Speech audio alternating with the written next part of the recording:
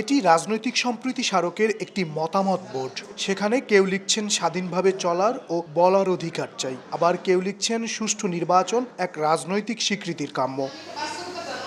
শনিবার বরিশালের একটি কনভেনশন হলে এমন ব্যতিক্রম আয়োজন করে মাল্টিপার্টি অ্যাডভোকেসি ফোরাম। এতে বিভিন্ন রাজনৈতিক দলের স্থানীয় নেতা, নাগরিক সমাজের প্রতিনিধি ও বিভিন্ন পেশার ব্যক্তিরা অংশ নেন। সভায় ইনকিলাব মঞ্চের মুখপাত্র ওসমান হাদির সুস্থতা কামনায় দোয়া ও মোনাজাত করা হয়। এই সকল দলগুলো রয়েছে, তারা যদি এই প্র্যাকটিসটা তাদের কর্মীদের মধ্যে ছড়িয়ে দিতে পারে, পারস্পরিক দলের প্রত্যেকের জন্য শ্রদ্ধা, সহযোগিতা এবং সহমর্মিতা যদি থাকে, তাহলেই আমার মনে হয় একটা সুস্থ রাজনৈতিক গণতান্ত্রিক পরিবেশ আমরা পেতে পারি। আগামী নির্বাচনে সহিংসতা রোধে করণীয় নিয়ে মতামত দেন সংলাপে অংশ নেয়া ব্যক্তিরা।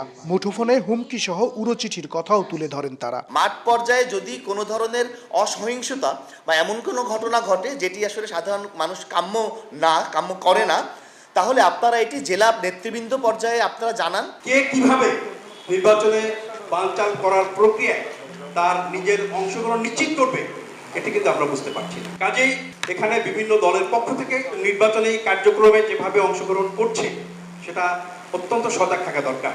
মানবাধিকার সংস্থার তথ্য অনুযায়ী ২০২৪ সালের জাতীয় ও স্থানীয় নির্বাচনে দেশজুড়ে অন্তত ৭৮১টি সহিংসতার ঘটনা ঘটে, যেখানে ৪৩ জন নিহত ও ২৬০০ জন আহত হন। সকল দলের তো নির্মাণ আছে। মেহেদী হাসান বাপ্পি, সময় সংবাদ, বরিশাল।